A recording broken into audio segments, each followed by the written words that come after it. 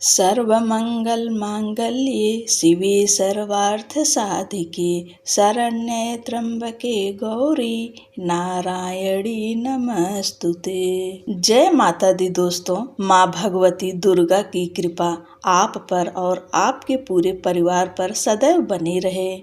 आज हम सब दुर्गा सप्तशती के 5वें, 6ठे, 7वें और 8वें अध्याय का श्रवण करेंगे। अध्याय सुनने से पहले देवी कवच, अर्गला स्तोत्र और कीलक स्तोत्र, इन तीनों को सुनने के बाद ही अध्याय का श्रवण किया जाता है, मतलब अध्याय का अध्ययन किया जाता है। देवी कवच, अर्गला और कीलक तीनों हम चैनल पर अपलोड किए हैं, आप उसे सुन लीजिए, उसके बाद अध्याय का श्रवण कीजिए। ओम दुम दुर्गाए नमः।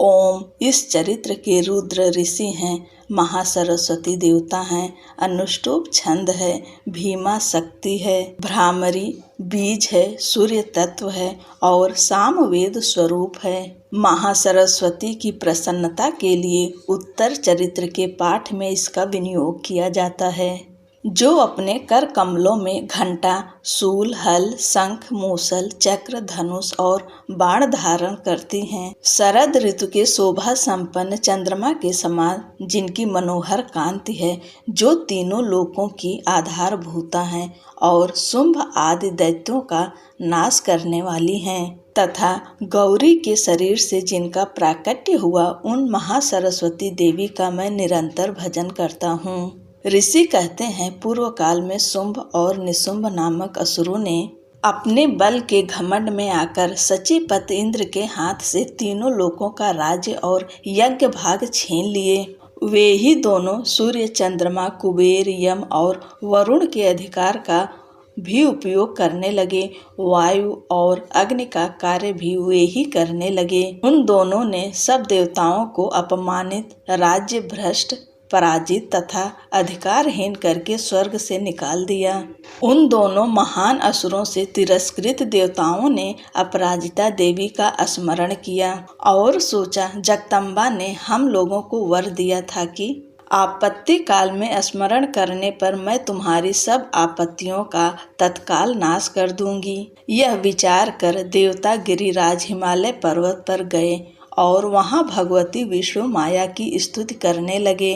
देवता बोले, देवी को नमस्कार है, महादेवी शिवा को सर्वदा नमस्कार है, प्रकृति एवं भद्रा को प्रणाम है। हम लोग नियम पूर्वक जगदम्बा को नमस्कार करते हैं, रौद्रा को नमस्कार है, नित्या, गौरी एवं धात्री को बारंबार नमस्कार है, ज्योत सनामयी, चंद्र रूपिणी एवं सुख स्वरूपा देवी को सतत प्रणाम है। शरणागतों का कल्याण करने वाली बुद्धि एवं सिद्धि रूपा देवी को हम बारंबार नमस्कार करते हैं। नैऋत्री, राक्षसों की लक्ष्मी, राजाओं की लक्ष्मी, दुर्गा, दुर्गपार, दुर्गम संकट से पार उतारने वाली, सारा, सबकी सारभूता, सर्व कारणी, ख्याति, कृष्णा और धूम्रा देवी को सर्वदा नमस्कार है। अत्यंत सौम्य तथा अत्यंत रौद्र रूपा देवी को हम नमस्कार करते हैं, उन्हें हमारा बारंबार प्रणाम है। जगत की आधारभूता कृति देवी को बारंबार नमस्कार है। जो देवी सब प्राणियों में विष्णु माया के नाम से कही जाती हैं,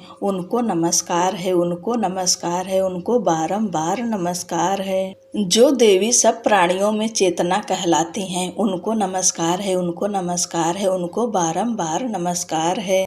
जो देवी सब प्राणियों में बुद्धि रूप से स्थित हैं, उनको नमस्कार, उनको नमस्कार, उनको बारंबार नमस्कार है। जो देवी सब प्राणियों में निद्रा रूप से स्थित हैं, उनको नमस्कार, उनको नमस्कार, उनको बारंबार नमस्कार है। जो देवी सब प्राणियों में क्षुधा रूप से स्थित हैं, उनको नमस्कार, उनको नमस्कार, उनको बारंबार नमस्कार है। जो देवी सब प्राणियों में छाया रूप से स्थित हैं, उनको नमस्कार, उनको नमस्कार, उनको बारंबार नमस्कार है। जो देवी सब प्राणियों में शक्ति रूप से स्थित हैं, उनको नमस्कार, उनको नमस्कार, उनको बारंबार नमस्कार है। जो देवी सब प्राणियों में तृष्णा रूप से स्थित हैं, उनको नमस्कार, उनको नमस्कार, उनको बारंबार नमस्कार है। जो देवी सब प्राणियों में शांति क्षमा रूप से स्थित हैं, उनको नमस्कार, उनको नमस्कार, उनको बारंबार नमस्कार है। जो देवी सब प्राणियों में जाति रूप से स्थित हैं, उनको नमस्कार, उनको नमस्कार, उनको बारंबार नमस्कार। जो देवी सब प्राणियों में लज्जा रूप से स्थित हैं, उनको नमस्कार, उनको नमस्कार, उनको बारंबार नमस्कार है। जो देवी सब प्राणियों में शांति रूप से स्थित है, उनको नमस्कार, उनको नमस्कार, उनको बारंबार नमस्कार है।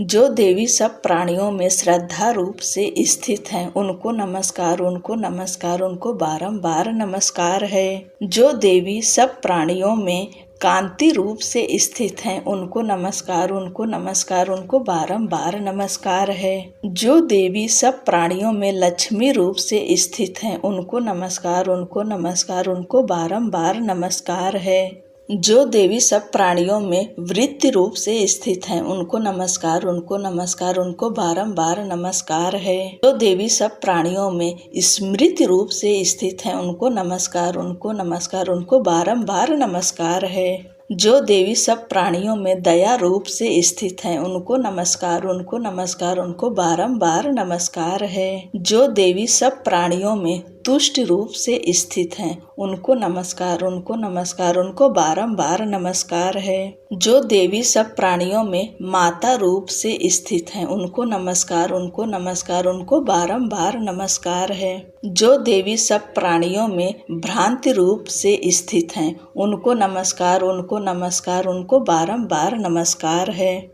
जो जीवों के इंद्रिय वर्ग की अधिष्ठात्री देवी एवं सब प्राणियों में सदा व्याप्त रहने वाली हैं, उन व्याप्ति देवी को बारंबार नमस्कार है। जो देवी चैतन्य रूप से इस संपूर्ण जगत को व्याप्त करके स्थित हैं, उनको नमस्कार, उनको नमस्कार, उनको बारंबार नमस्कार है।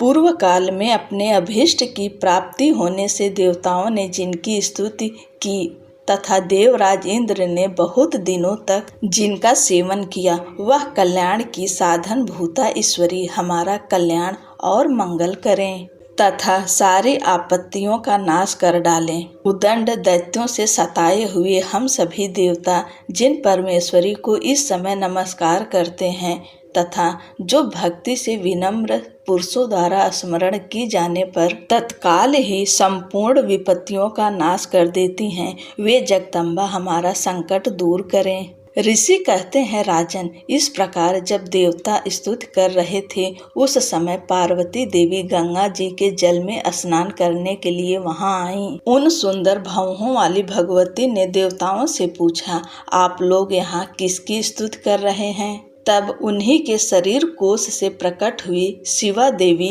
बोली, शुंभ दैत्य से तिरस्कृत और युद्ध में निशुंभ से पराजित हो यहाँ एकत्रित हुए ये समस्त देवता यह मेरी ही स्तुति कर रहे हैं। पार्वती जी के शरीर कोश से अंबिका का प्रादुर्भाव हुआ था, इसलिए वे समस्त लोकों में कौशिकी कही जाती हैं। कौशिकी के प्रकट होने के बाद पार्वती देवी का शरीर काले रंग का हो गया, अतः वे हिमालय पर रहने वाली कालिका देवी के नाम से विख्यात हुईं। तदंतर शुंभ निशुंभ के भृत्य चंड मुंड वहां आए और उन्होंने परम मनोहर रूप धारण करने वाली अंबिका देवी को देखा। फिर वे शुंभ के पास जाकर बोले, महाराज, एक अत्यंत मनोहर स्त्री है जो अपनी दिव्य कांति से हिमालय को प्रकाशित कर रही है। वैसा उत्तम रूप कहीं किसी ने भी नहीं देखा होगा। असुरेश्वर, पता लगाइए वह देवी कौन है और उसे ले लीजिए।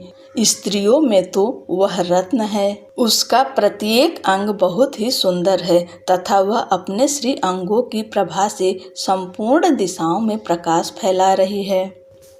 दैत्यराज, अभी वह हिमालय पर ही मौजूद है, आप उसे देख सकते हैं। प्रभो, तीनों लोकों में मणि, हाथी और घोड़े आदि जितने भी रत्न हैं, वे सब इस समय आपके घर में शोभा पाते हैं। हाथियों में रत्नभूत ऐरावत, यह पारिजात का वृक्ष और यह उच्चैश्रवा घोड़ा, यह सब आपने इंद्र से ले लिया है। हंसों से जुता हुआ यह विमान भी आपके आंगन में शोभा पाता है। यह रत्नभूत अद्भुत विमान जो पहले ब्रह्मा जी के पास था, अब आपके यहाँ लाया गया है। यह महापद्य नामक निधि आप कुबेर से छीन लाए हैं। समुद्र ने भी आपको किंजलकिनी नाम की माला भेंट की है, जो केसरों से सुशोभित है और जिसके कमल कभी कुम्हलाते नहीं हैं। सुवर्ण की वर्षा करने वाला वरुण का छत्र भी आपके घर में शोभा पाता है, तथा यह श्रेष्ठ रथ जो पहले प्रजापति के अधिकार में था, अब आपके पास मौजूद है।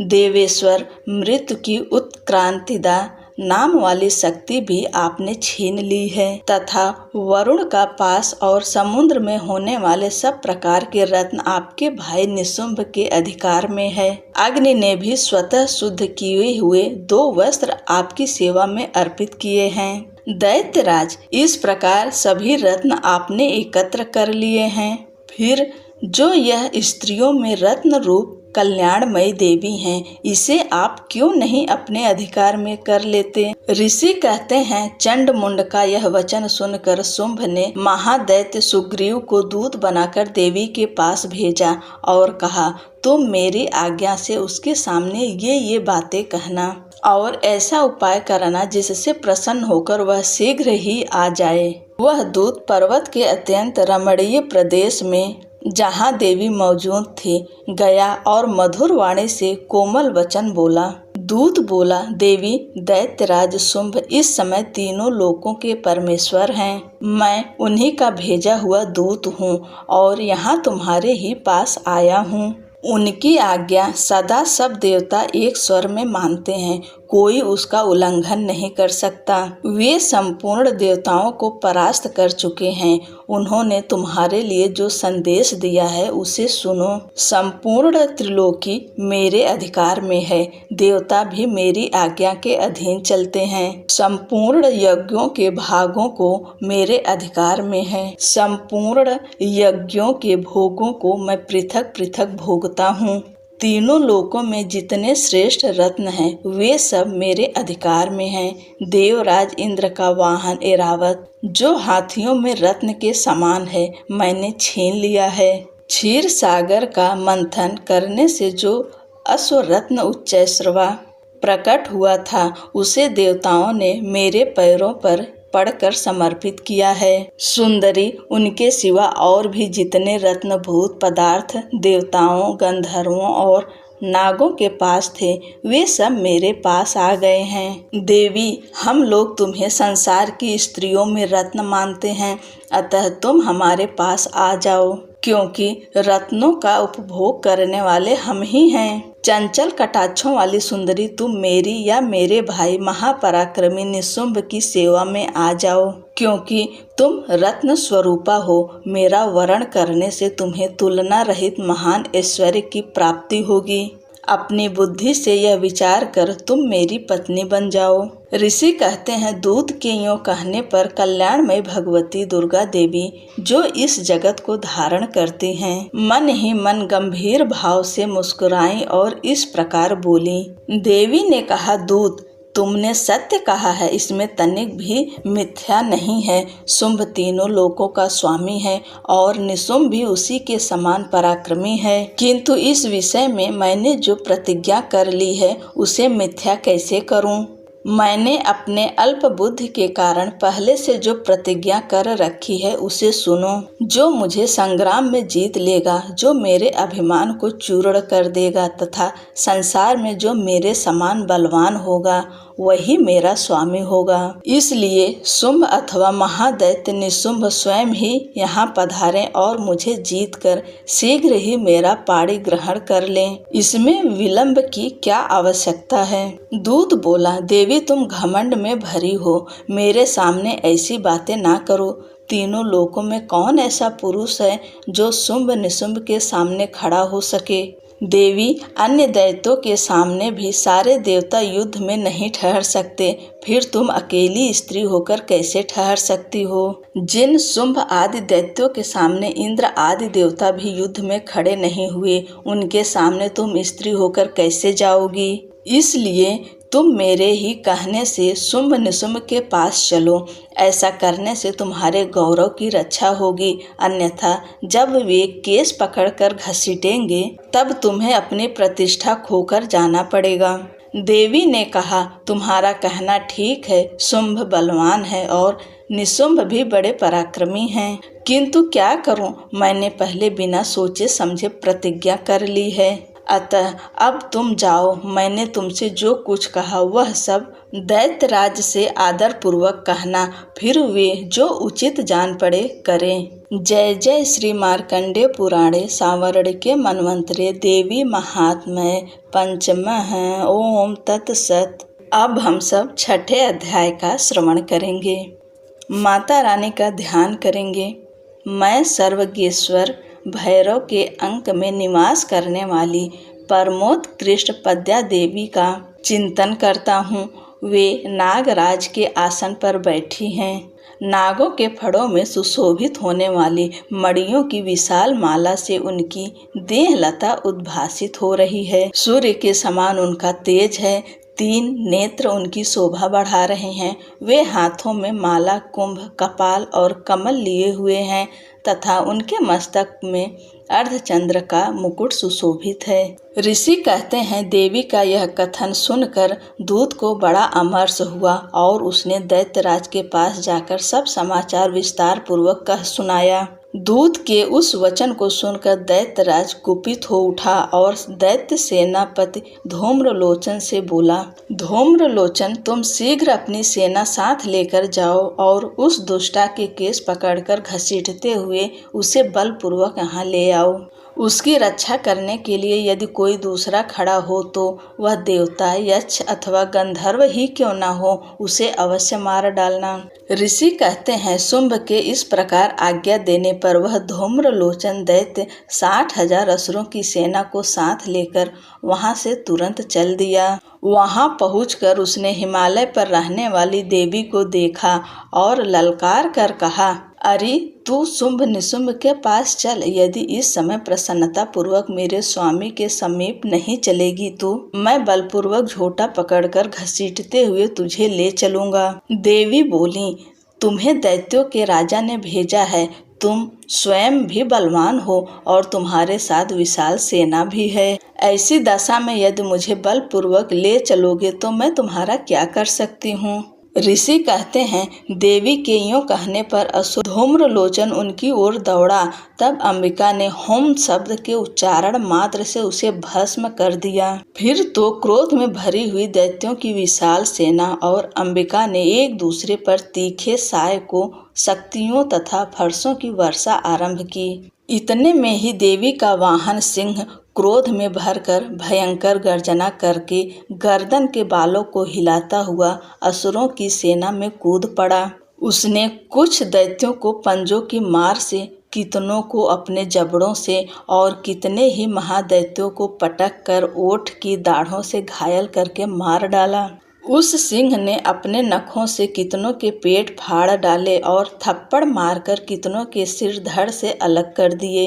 कितनों की भुजाएं और मस्तक काट डाले तथा अपनी गर्दन के बाल हिलाते हुए उसने दूसरे दैत्यों के पेट फाड़कर उनका रक्त चूस लिया। अत्यंत क्रोध में भरे हुए देवी के वाहन उस महाबली सिंह ने क्षण भर में ही असुरों की सारी सेना का संहार कर डाला। शुंभ ने जब सुना कि देवी ने धूम्रलोचन असुर को मार डाला तथा उसके सिंह ने सारी सेना का सफाया कर डाला, तब उस दैत्यराज को बड़ा क्रोध हुआ।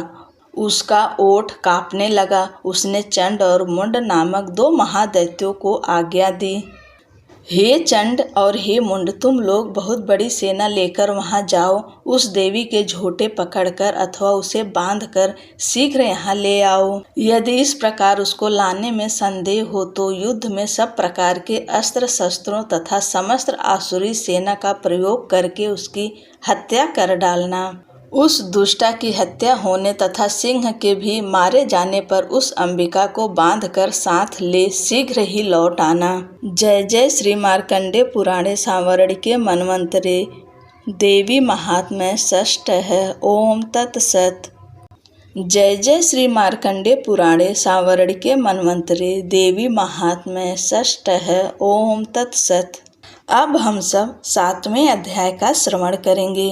माता रानी का ध्यान करेंगे। मैं मातंगी देवी का ध्यान करता हूँ। वे रत्नमय सिंहासन पर बैठकर पढ़ते हुए तोते का मधुर शब्द सुन रही हैं। उनके शरीर का वर्ण श्याम है। वे अपना एक पैर कमल पर रखे हुए हैं और मस्तक पर अर्धचंद्र धारण करती हैं तथा कल्हार पुष्पों की माला धारण किए वीणा बजाती हैं। उनके अंग में कसी हुई चोली शोभा पा रही है। वे लाल रंग की साड़ी पहने हाथ में शंखमय पात्र लिए हुए हैं। उनके वदन पर मधु का हल्का हल्का प्रभाव जान पड़ता है और ललाट में बेंदी शोभा दे रही है। ऋषि कहते हैं तदंतर शुंभ की आज्ञा पाकर वे चंड मुंड आदि दैत्य चतुरंगिणी सेना के साथ अस्त्र शस्त्रों से सुसज्जित हो वहां चल दिए। फिर गिरिराज हिमालय के सुवर्ण में ऊंचे शिखर पर पहुंचकर उन्होंने सिंह पर बैठी देवी को देखा। वे मंद मंद मुस्कुरा रही थीं। उन्हें देखकर दैत्य लोग तत्परता से पकड़ने का उद्योग करने लगे। किसी ने धनुष तान लिया, किसी ने तलवार संभाली और कुछ लोग देवी के पास आकर खड़े हो गए। तब अंबिका ने उन शत्रुओं के प्रति बड़ा क्रोध किया। उस समय क्रोध के कारण उनका मुख काला पड़ गया, ललाट में भौहें टेढ़ी हो गईं और वहां से तुरंत विकराल मुखी काली प्रकट हुई जो तलवार और पास लिए हुए थीं। वे विचित्र खटवांग धारण किए और चीते के चर्म की साड़ी पहने नरमुंडों की माला से विभूषित थीं। उनके शरीर का मांस सूख गया था, केवल हड्डियों का ढांचा था जिससे वे अत्यंत भयंकर जान पड़ती थीं। उनका मुख बहुत विशाल था। जीभ लपलपाने के कारण वे और भी डरावनी प्रतीत होती थीं। उनकी आंखें भीतर को धसी हुई और कुछ लाल थी। वे अपनी भयंकर गर्जना से संपूर्ण दिशाओं को गुजा रही थीं। बड़े बड़े दैत्यों का वध करती हुई वे कालिका देवी बड़े वेग से दैत्यों की उस सेना पर टूट पड़ी और उन सबको भक्षण करने लगीं। वे पार्श्व रक्षकों, अंकुशधारी महावतों, योद्धाओं और घंटा सहित कितने ही हाथियों को एक ही हाथ में पकड़कर मुंह में डाल लेती थी। इसी प्रकार घोड़े, रथ और सारथी के साथ रथी सैनिकों को मुंह में डालकर वे उन्हें बड़े भयानक रूप से चबा डालती थीं। किसी के बाल पकड़ लेती, किसी का गला दबा देती, किसी को पैरों से कुचल डालती और किसी को छाती के धक्के से गिराकर मार डालती थी। वे असुरों के छोड़े हुए बड़े बड़े अस्त्र शस्त्र मुंह से पकड़ लेती और रोष में भरकर उनको दांतों से पीस डालती थी। काली ने बलवान एवं दुरात्मा दैत्यों की वह सारी सेना रौंद डाली, खा डाली और कितनों को मार भगाया। कोई तलवार के घाट उतारे गए, कोई खटवांग से पीटे गए और कितने ही असुर दांतों के अग्रभाग से कुचले जाकर मृत्यु को प्राप्त हुए। इस प्रकार देवी ने असुरों की उस सारी सेना को क्षण भर में मार गिराया। यह देख चंड उन अत्यंत भयानक काली देवी की ओर दौड़ा तथा महादैत्य मुंड ने भी अत्यंत भयंकर बाणों की वर्षा से तथा हजारों बार चलाए हुए चक्रों से उन भयानक नेत्रों वाली देवी को आच्छादित कर दिया। वे अनेकों चक्र देवी के मुख में समाते हुए ऐसे जान पड़े मानो सूर्य के बहुतेरे मंडल बादलों के उदर में प्रवेश कर रहे हों। तब भयंकर गर्जना करने वाली काली ने अत्यंत रोष में भरकर विकट अट्टहास किया। उस समय उनके विकराल वदन के भीतर कठिनता से देखे जा सकने वाले दांतों की प्रभा से वे अत्यंत उज्जवल दिखाई देती थीं। देवी ने बहुत बड़ी तलवार हाथ में ले हम शब्द का उच्चारण करके चंड पर धावा किया और उसके केस पकड़कर उसी तलवार से उसका मस्तक काट डाला। चंड को मारा गया देखकर मुंड भी देवी की ओर दौड़ा। तब देवी ने रोष में भरकर उसे भी तलवार से घायल करके धरती पर सुला दिया। महापराक्रमी चंड और मुंड को मारा गया देख मरने से बची हुई बाकी सेना भय से व्याकुल हो चारों ओर भाग गई। तदंतर काली ने चंड और मुंड का मस्तक हाथ में ले चंडिका के पास जाकर प्रचंड अट्टहास करते हुए कहा, देवी, मैंने चंड और मुंड नामक इन 2 महापशुओं को तुम्हें भेंट किया है। अब युद्ध में तुम शुंभ और निशुंभ का स्वयं ही वध करना। ऋषि कहते हैं, वहां लाए हुए उन चंड मुंड नामक महादैत्यों को देखकर कल्याणमय चंडी ने काली से मधुर वाणी में कहा, देवी, तुम चंड और मुंड को लेकर मेरे पास आई हो, इसलिए संसार में चामुंडा के नाम से तुम्हारी ख्याति होगी। जय जय श्री मार्कंडेय पुराणे सांवर्णिके मनवंतरे देवी महात्म्य सप्तमः। ओम तत्सत। अब हम सब 8वें अध्याय का श्रवण करेंगे। माता रानी का ध्यान करेंगे। मैं अणिमा आदि सिद्धिमयी किरणों से आवृत भवानी का ध्यान करता हूँ।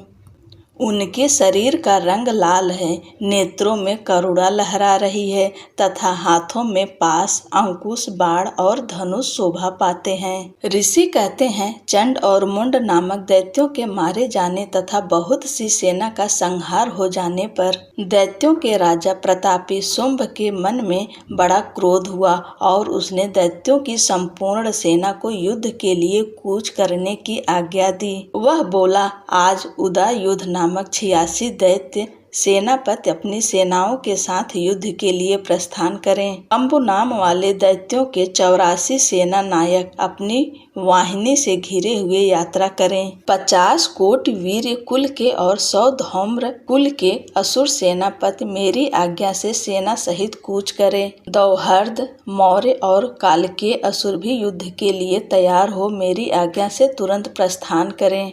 भयानक शासन करने वाला असुर राज शुंभ इस प्रकार आज्ञा दे सहस्रों बड़ी बड़ी सेनाओं के साथ युद्ध के लिए प्रस्थित हुआ। उसकी अत्यंत भयंकर सेना आती देख चंडिका ने अपने धनुष की टंकार से पृथ्वी और आकाश के बीच का भाग गुजा दिया। राजन, तदंतर देवी के सिंह ने भी बड़े जोर जोर से दहाड़ना आरंभ किया। फिर अंबिका ने घंटे के शब्द से उस ध्वनि को और भी बढ़ा दिया। धनुष की टंकार, सिंह की दहाड़ और घंटे की ध्वनि से संपूर्ण दिशाएं गूंज उठी। उस भयंकर शब्द से काली ने अपने विकराल मुख को और बढ़ा लिया तथा इस प्रकार वे विजयिनी हुई। उस तुमुल नाद को सुनकर दैत्यों की सेनाओं ने चारों ओर से आकर चंडिका देवी, सिंह तथा काली देवी को क्रोधपूर्वक घेर लिया।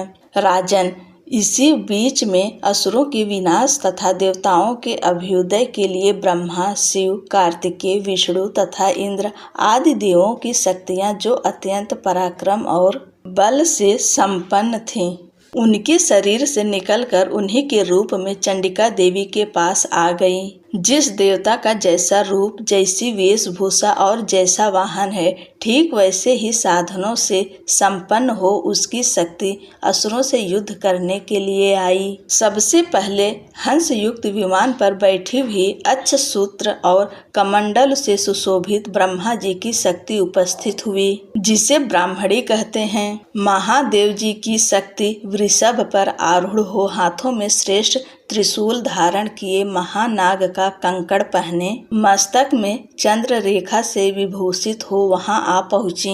कार्तिकेय जी की शक्ति रूपा जगदम्बिका उन्हीं का रूप धारण किए श्रेष्ठ मयूर पर आरूढ़ हो हाथ में शक्ति लिए दैत्यों से युद्ध करने के लिए आई। इसी प्रकार भगवान विष्णु की शक्ति गरुड़ पर विराजमान हो शंख, चक्र, गदा, सारंग, धनुष तथा खड्ग हाथ में लिए वहां आई। अनुपम यज्ञ वाराह का रूप धारण करने वाले श्री हरि की जो शक्ति है, वह भी वाराह शरीर धारण करके वहां उपस्थित हुई।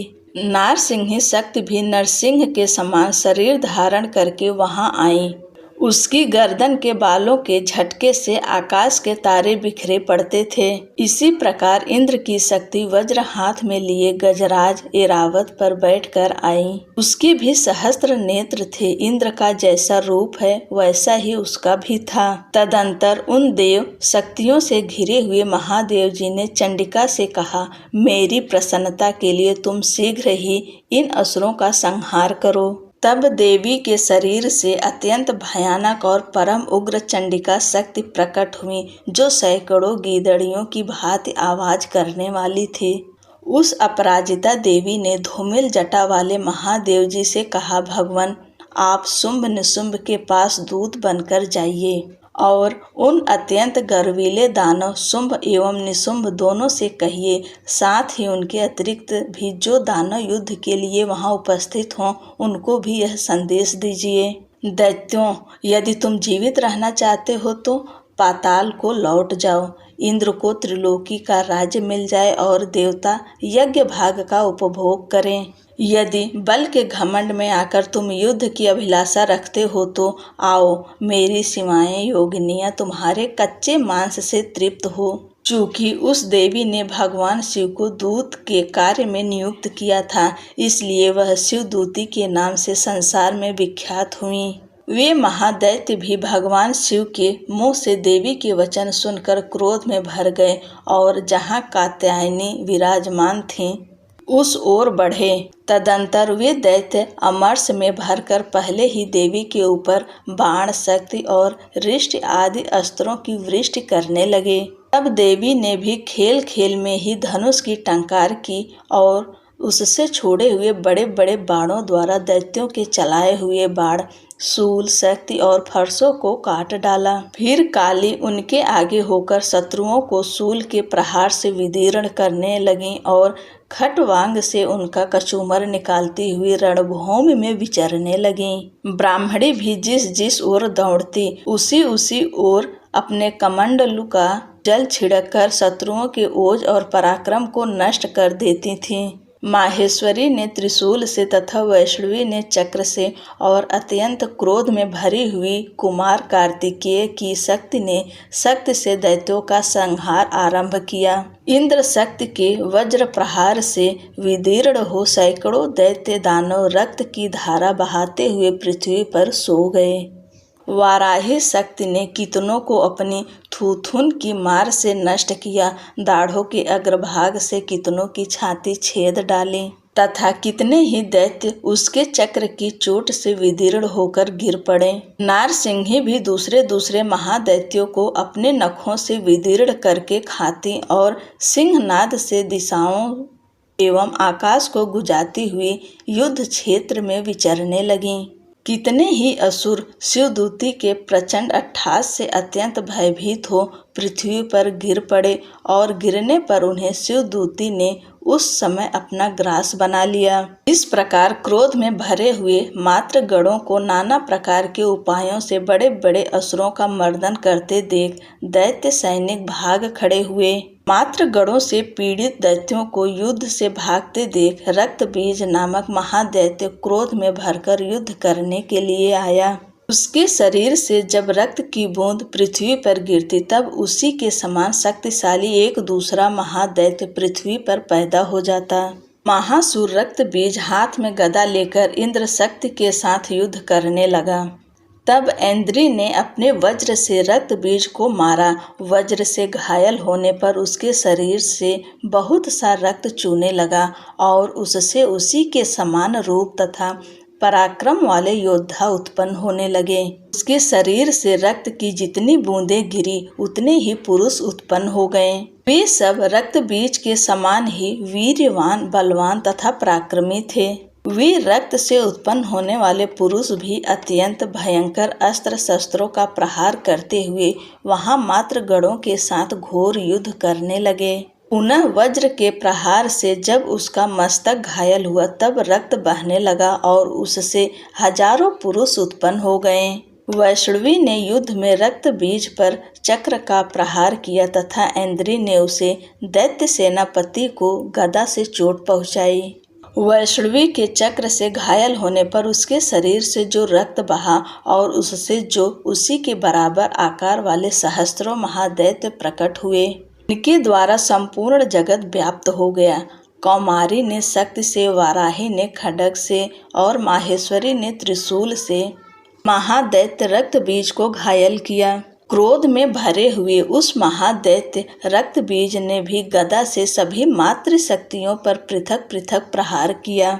शक्ति और शूल आदि से अनेक बार घायल होने पर जो उसके शरीर से रक्त की धारा पृथ्वी पर गिरी, उससे भी निश्चय ही सैकड़ों असुर उत्पन्न हुए। इस प्रकार उस महादैत्य के रक्त से प्रकट हुए असुरों द्वारा संपूर्ण जगत व्याप्त हो गया। इससे उन देवताओं को बड़ा भय हुआ। देवताओं को उदास देख चंडिका ने काली से शीघ्रता पूर्वक कहा, चामुंडे, तुम अपना मुख और भी फैलाओ तथा मेरे शस्त्रपात से गिरने वाले रक्त बिंदुओं और उनसे उत्पन्न होने वाले महादैत्यों को तुम अपने इस उतावले मुख से खा जाओ। इस प्रकार रक्त से उत्पन्न होने वाले महादैत्यों का भक्षण करते हुए तुम रण में विचरती रहो। ऐसा करने से उस दैत्य का सारा रक्त क्षीण हो जाने पर वह स्वयं भी नष्ट हो जाएगा।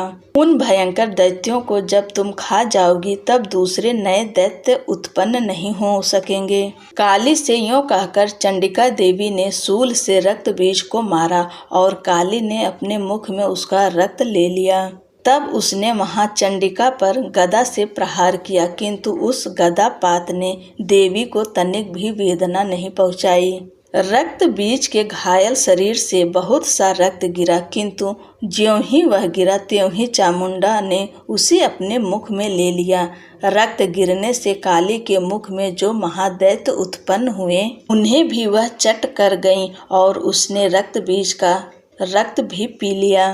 तदंतर देवी ने रक्त बीज को, जिसका रक्त चामुंडा ने पी लिया था, वज्र, बाण, खड्ग तथा रिष्ट आदि से मार डाला।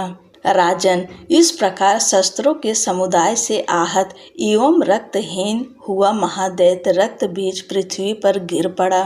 नरेश्वर, इससे देवताओं को अनुपम हर्ष की प्राप्ति हुई और मात्रगण उन असुरों के रक्तपान के मद से उद्धत सा होकर नृत्य करने लगा।